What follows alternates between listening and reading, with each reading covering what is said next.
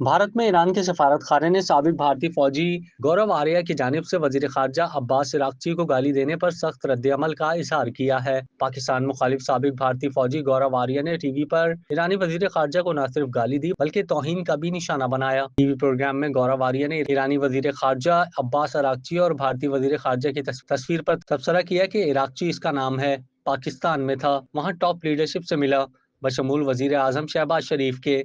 अब ये आ गया है भारत।